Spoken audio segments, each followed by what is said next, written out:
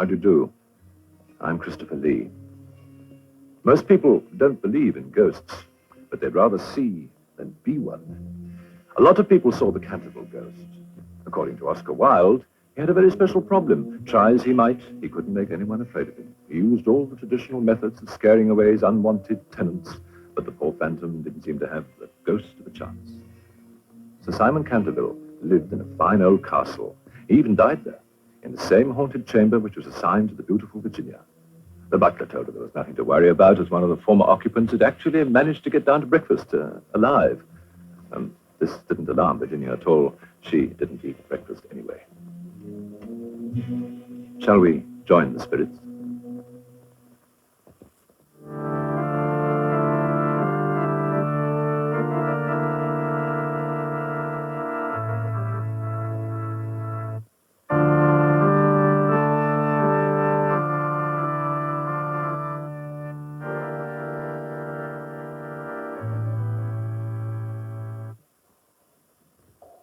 When was this old shack built?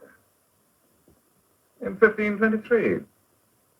Well, I guess you'd call it a real antique. Indeed you could, that I can guarantee. Come this way and I'll show you the rest of the castle. When will we be able to move in? Anytime you wish. No one but our old butler George lives here now. 40 years ago, there was an unfortunate incident. My great-grandaunt, Mary Canterville, mother to the Lord Admiral, was badly frightened and fell dead with a heart attack. Tragic death. What scared her? It was 2 hands of a skeleton. They gripped her by the shoulders. 2 hands seems normal enough to me. There would have been reason enough for dying. If the skeleton had, say, 4 hands or even 3. Mr. Otis. Speak up. I know you bought this castle, but I would like to suggest that you have second thoughts about occupying it. The ghost of Canterville is not a figment of my imagination. He does exist, sir. He could easily be standing here, with us. I can't see him. Nor me. Tell us where he is.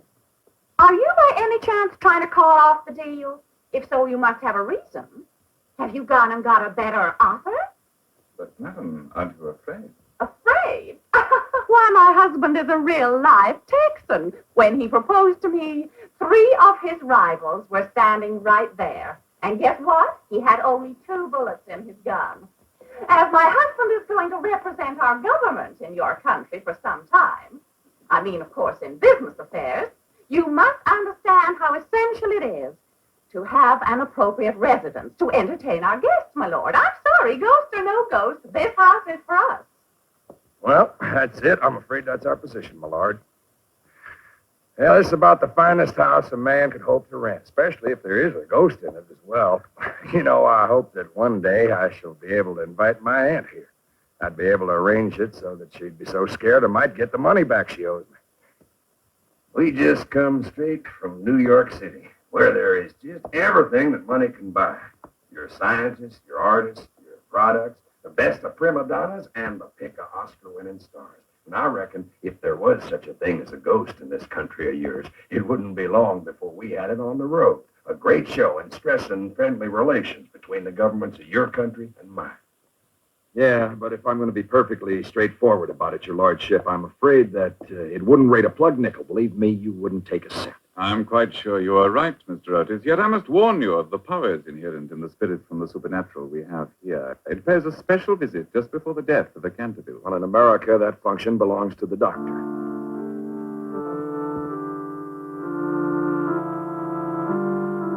Please get her away from that. She mustn't play it. Why not? She's pretty good, you know. You shouldn't play that organ, I warn you. It's out of tune. It infuriates him. The ghost? No.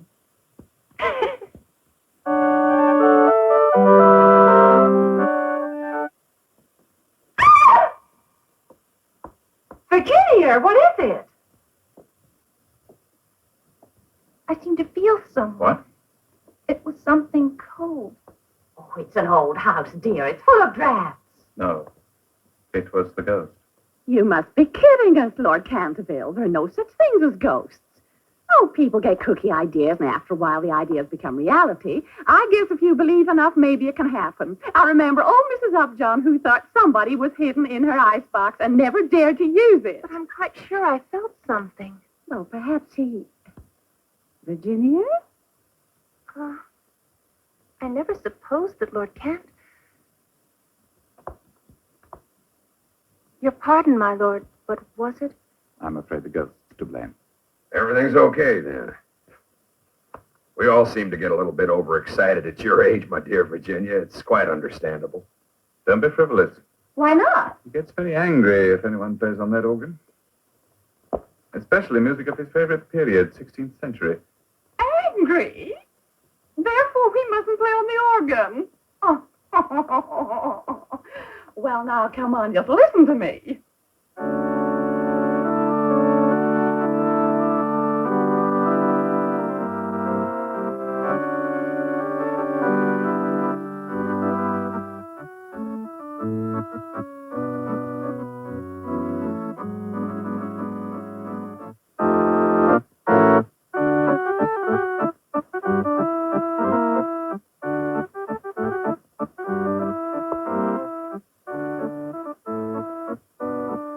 I wonder if your famous Lord Canterville looks at all like you. It would be nice.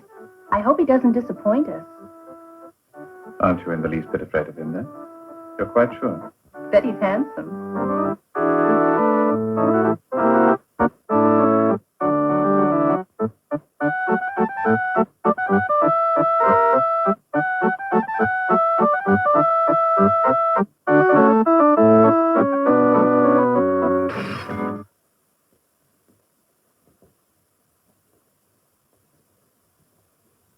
I thought the place was empty, but there must be somebody around.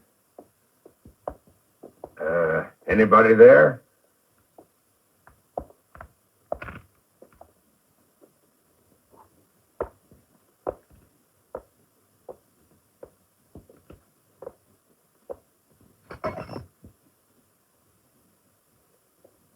Smash. I'm afraid there'll even be worse signs of his dislike of us. Look, they're on the floor.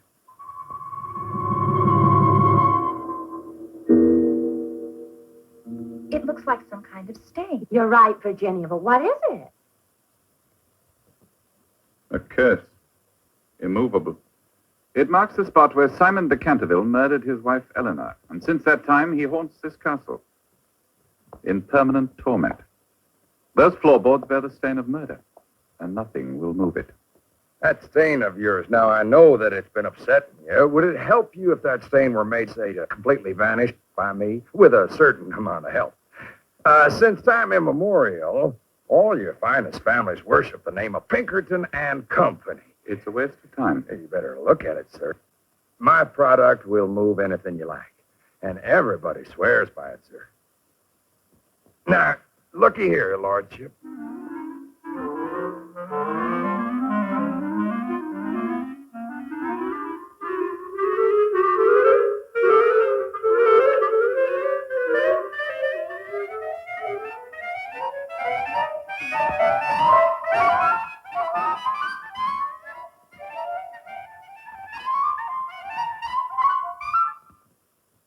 What'd I say? The name of Pinkerton never fails. It's infallible.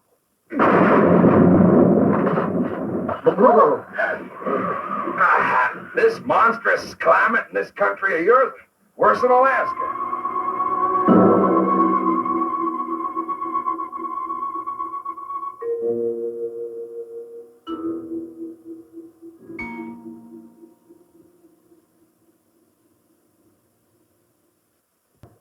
Patricia. Patricia. What is it, dearest? Now, you were there when I wiped up that floor stain with that Pinkerton detergent of ours, huh? And James Pinkerton is universal after all. And supposed to be infallible, my dear. Well, you come up here at once. Come on.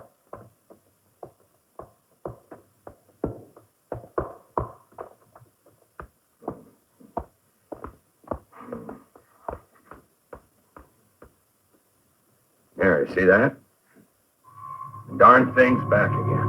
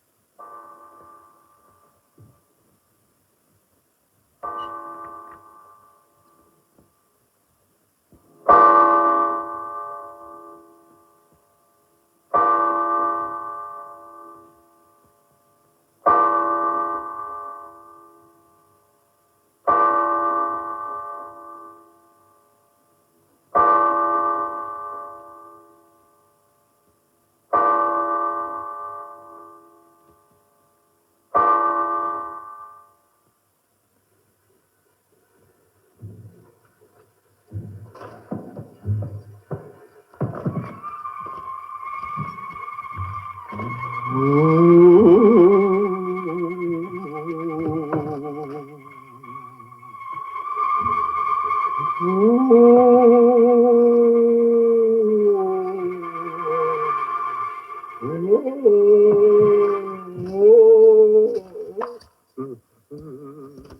in blazes?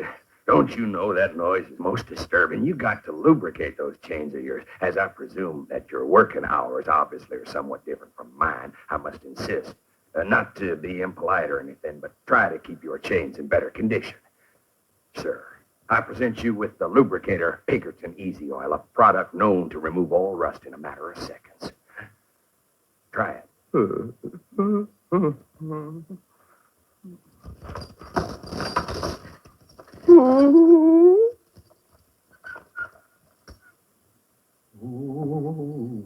Lord Simon's ghost, you seem to have a stomachache badly, yes?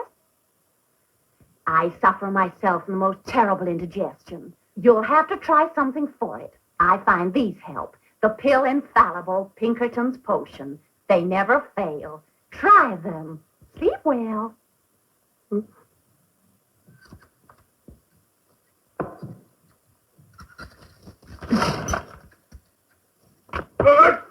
Got him! Stop!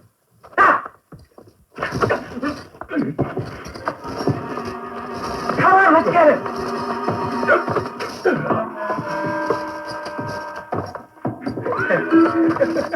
Hey, get him! Get him, Dad! Come on, grab him! Boys! You should be so ashamed. Now you stop it. How are you going to attack that poor, pathetic creature decently? Now go to bed and stay there.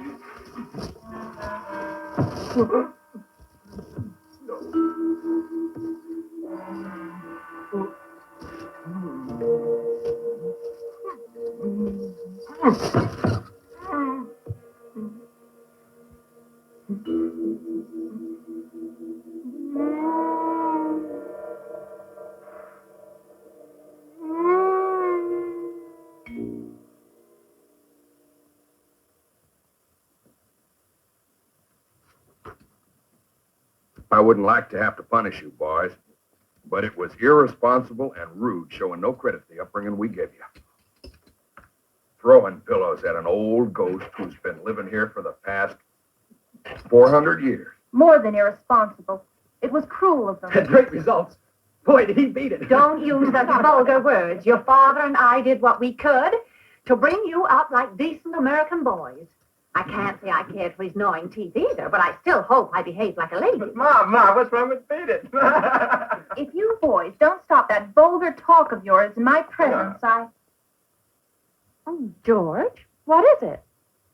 Perhaps Madam had better come. I'll lay you money. That's Lady Catherine's blood back again, right where her husband murdered her. Yeah, that's what it is again. I bet anything.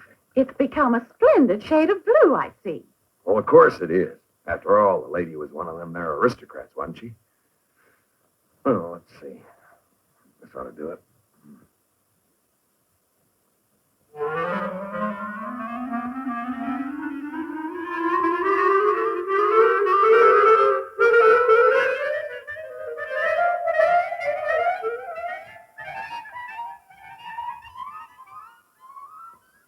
Not even a trace left of it, whether it's blue or not, my dear.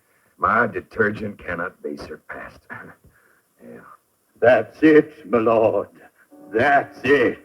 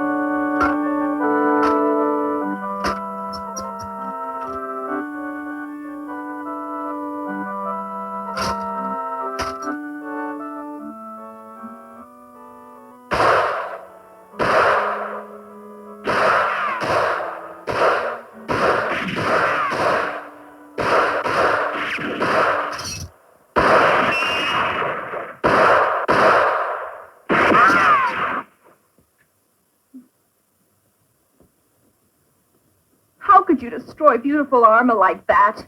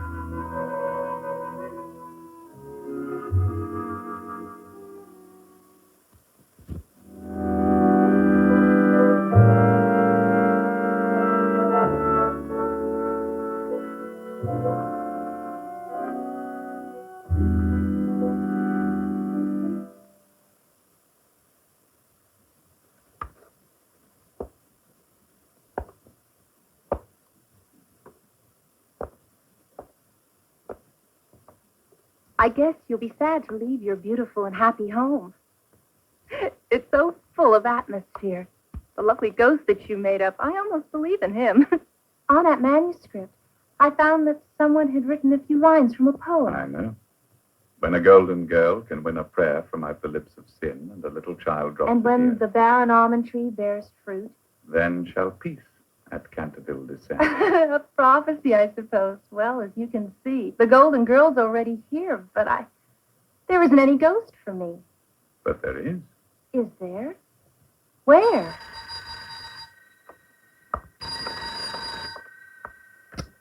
Hello. Hello, Canterville Castle. Who do you want to speak to? This is Virginia. Who's speaking, please? Who? Lord Canterville. He's here with me. But Lord Canterville is here in this room. Yes, he is. I just don't understand. Nothing to be puzzled about.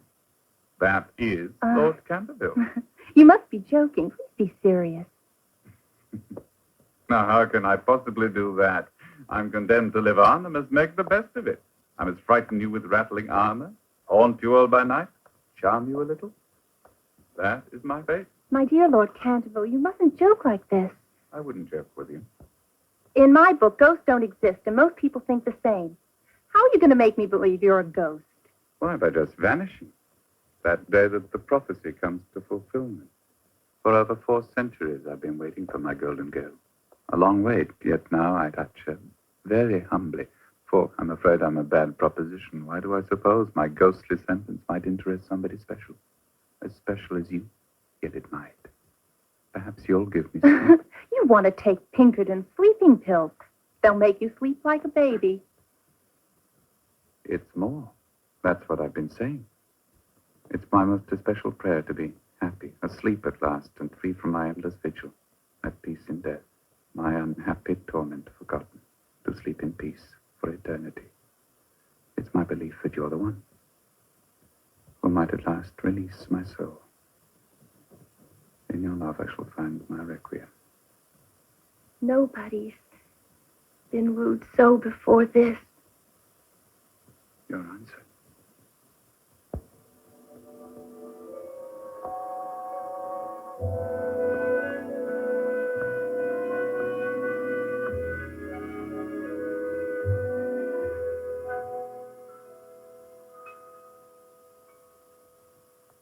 I have informed the police about her disappearance. We can only wait. You must do something now. Nothing to worry about, my dear. I remember you ran away only a few days before we were to get married. A marriage is different. She had me before of that. There's something I have to say. I should perhaps explain. Ever since meeting, or the day I phoned, I meant to, well, obviously my intention was to speak to you first, but, well, since making Virginia's acquaintance, but of course I only met her once, I mean to say You want to marry Virginia? Fine, it's a pity you can't propose to her. That girl could be almost any place. Must you be so flippant? Have you no feeling for her? My little girl, Virginia. How could she? My own suspicion is a terrible fear that she's being held for ransom. She'll do all right. Whiskey. Have you had the lake searched? She could be drowning. The lake, the park, cellars, attics, even the fireplace. Yes, sir. You name it, we look. But you just can't sit here and wait. Well, running around ain't gonna do no good.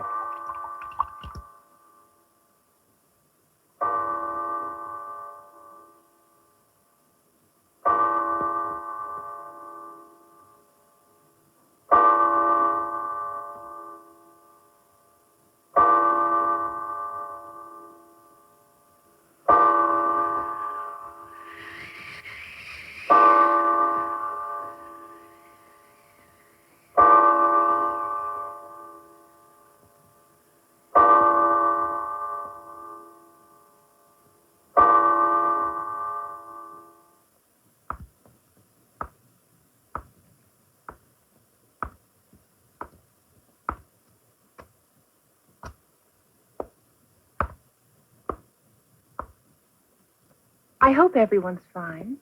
I must be seeing things. Tell me where you've been. Ah, it's my secret where I was. Thank you very much, Lord Canterville. You looked after me quite beautifully. Aye. Virginia, where were you? Tell me, child. Oh, come on. Stop fussing. She's all right. Nothing else matters, my dear. Virginia, you'd best know that Lord Canterville here's got some sort of notion of marrying you. You have? If you would do me the honor. I should be delighted.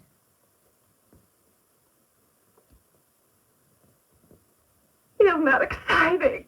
A lady. My darling children.